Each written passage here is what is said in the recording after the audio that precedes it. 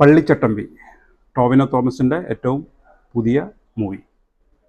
Written by S Suresh Babu, directed by Dijo Jose Antony.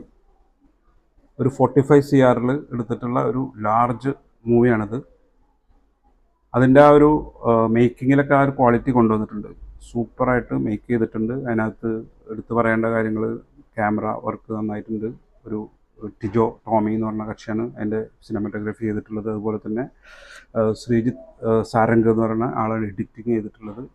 നന്നായിട്ടുണ്ട്. പിന്നെ സ്വാഭാവികമായിട്ടും ഇതൊരു ഹിസ്റ്റോറിക്കൽ ഡ്രാമയാണ്. ഹിസ്റ്റോറിക്കൽ ഡ്രാമ ആകുമ്പോൾ സ്വാഭാവികമായിട്ടും അതിൻ്റെ കോസ്റ്റ്യൂം ആർട്ടൊക്കെ വളരെ ഇമ്പോർട്ടൻ്റ് ആണ്. അതിനകത്ത് മഞ്ജുഷ രാധാകൃഷ്ണൻ അവരുടെ കോസ്റ്റ്യൂം ഡിപ്പാർട്ട്മെൻറ്റ് കൈകാര്യം ചെയ്തിട്ടുള്ളത്. അതുപോലെ തന്നെ രാജേഷ് മേനോനാണ് ആർട്ട് ഡിപ്പാർട്ട്മെൻറ്റ് കൈകാര്യം ചെയ്തിട്ടുള്ളത്. അതൊക്കെ പെർഫെക്റ്റ് ആയിട്ട് ചെയ്തിട്ടുണ്ട്. പിന്നെ ടോവിനോ തോമസ് ആകുമ്പോൾ സ്വാഭാവികമായിട്ട് ആക്ഷനാണിത്, ആക്ഷൻ ഡ്രാമയാണിത്. ആക്ഷൻ എന്ന് പറയുമ്പോൾ നന്നായിട്ട് പെർഫോം ചെയ്തിട്ടുണ്ട് ടോവിനോക്കിനെ കൈ കെട്ടി കഴിഞ്ഞാൽ പരമാവധി കാശ് മുതലാക്കുക എന്നുള്ള രീതിയിൽ ആക്ഷൻ ചെയ്തിട്ടുണ്ട്. പിന്നെ ക്യാരക്ടേഴ്സിൻ്റെ പെർഫോമൻസൊക്കെ എല്ലാവരും, ഇപ്പോൾ ബാബുരാജാണെങ്കിലും ശരി, നമ്മുടെ വിജയരാഘവനാണെങ്കിലും ശരി, അങ്ങനെ ഉള്ള ആളുകളൊക്കെ നന്നായി പെർഫോം ചെയ്തിട്ടുണ്ട്. പിന്നെ എടുത്ത് പറയേണ്ട മറ്റൊരു കാര്യം എന്താണെന്ന് വെച്ച് കഴിഞ്ഞാൽ ഇതിനകത്തൊരു ക്യാമിയോ ഉണ്ട്. ക്യാമിയോ കിടിലനാണ്. ക്യാമിയോ കിടിലൻ പറഞ്ഞാൽ 2 അപ്പിയറൻസ് വരുന്നുണ്ട്. ആദ്യത്തെ ഒരു അപ്പിയറൻസ്, രണ്ടാമത്തെ ഒരു അപ്പിയറൻസ്. അതിൽ ആദ്യത്തെ അപ്പിയറൻസ് കിടിലാണ്, രണ്ടാമത്തെ കുറച്ചൊരു ഓവറാക്കിയ പോലെ ഉണ്ട് താടിയൊക്കെ വെച്ചിട്ട്.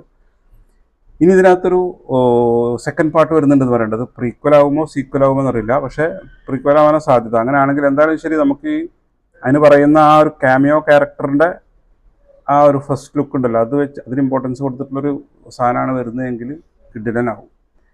അത് വരുമോ വരാതിരിക്കുമോ നമുക്കറിയില്ല. കാരണം ഈ നമ്മുടെ ഡിജോ ജോസ് ആൻ്റണിയുടെ നേരത്തെ ജനഗണമന പറഞ്ഞ പടത്തിന് ഒരു പ്രീക്വൽ ഉണ്ടാകുന്നൊക്കെ ഒരു ഹിന്റ് വന്നിട്ടുണ്ടായിരുന്നു. പക്ഷേ അത് പിന്നെ ഉണ്ടായിട്ടില്ല. അപ്പോൾ അന്നതുപോലെ ആവുമെന്ന് നമുക്കറിയില്ല. പിന്നെ അതിനകത്തുള്ളതെന്ന് വെച്ചാൽ ഒരു ഹിസ്റ്റോറിക്കൽ ഡ്രാമ ആയതുകൊണ്ട് തന്നെ ഹിസ്റ്ററിയുമായി ബന്ധപ്പെട്ട്, അതായത് കേരള സംസ്ഥാനം രൂപീകരിക്കുന്നതും അതിനുശേഷം നമ്മുടെ വിമോചന സമരം നടക്കുന്നതും അങ്ങനെ സർക്കാരിന് താഴെ ഇറക്കുന്നതൊക്കെ ആയിട്ടുള്ള കാര്യങ്ങളൊക്കെ വരുന്നുണ്ട്. അതിന് CPM കമ്മ്യൂണിസ്റ്റുകാരെ സംബന്ധിച്ചിടത്തോളം അവരുടെ ഒരു വേർഷൻ്റെ അതല്ലാത്തതിനെ ഈ വിമോചന സമരത്തിന് പങ്കാളികളായവർക്ക് അവരുടേതായ ഒരു വേർഷൻ ഉണ്ട്. എന്നാൽ ഈ 2 വേർഷൻ്റെയും പല കാര്യങ്ങളൊക്കെ ഉൾപ്പെടുത്തിക്കൊണ്ടുള്ള ഒരു സാധനമാണ് വന്നിട്ടുള്ളത്. അപ്പോൾ അതിൻ്റെ ഡീറ്റെയിൽസിലേക്ക് പോകുമ്പോൾ അതിനകത്ത് ഫിക്ഷൻ ഉണ്ട്, ഹിസ്റ്ററി ഉണ്ട്. അത് രണ്ടും എത്രത്തോളമാണ് ബിൽഡ് ചെയ്തിരിക്കണമെന്നുള്ളതും അത് എത്രത്തോളം റൈറ്റ്ലിയാണ് ചെയ്തിരിക്കണമെന്നൊന്നും ഇപ്പോൾ എനിക്ക് അത്ര ഡീറ്റെയിൽ ആയിട്ട് പറയാൻ കഴിയില്ല. കാരണം എന്ന് വെച്ചാൽ ഹിസ്റ്ററിയിൽ ആ ഒരു പർട്ടിക്കുലർ കാലഘട്ടത്തിൽ ഹിസ്റ്ററിയിൽ അത്ര ഡീപ്പായിട്ട് ഞാൻ ഇറങ്ങിപ്പോയിട്ടില്ലാത്തതുകൊണ്ട് എനിക്ക് അതിനെക്കുറിച്ചിട്ട് അഭിപ്രായം പറയാറില്ല. പക്ഷേ ഇതൊരു ഹിസ്റ്റോറിക്കൽ റിയൽ ഇൻസിഡൻസിനൊക്കെ വെച്ച്, റിയൽ ക്യാരക്ടേഴ്സിനൊക്കെ വെച്ചിട്ടുള്ള ഹിസ്റ്റോറിക്കൽ ഡ്രാമ കൂടെയാണിത്. അപ്പോൾ ഇത് ഒരു പൂർണ്ണമായിട്ടൊരു എൻ്റർടൈനിങ് ത്രില്ലിംഗ് ആണെന്ന് പറയാൻ കഴിയില്ല. എനിക്ക് അതിൻ്റെ സ്ക്രിപ്റ്റിങ്ങിലൊക്കെ ചില പോരായ്മകളാണ് തോന്നുന്നത്. ഇത്രയും ബഡ്ജറ്റിൽ ഇത്രയും വലിയ സംഗതിയായി ചെയ്തിട്ട് അതിനകത്തൊരു പൂർണ്ണത വന്നിട്ടില്ല എന്നുള്ളതാണ് ആ ഒരു ടോട്ടലി വന്നു കഴിഞ്ഞാൽ ഫീൽ ചെയ്യുന്നത്.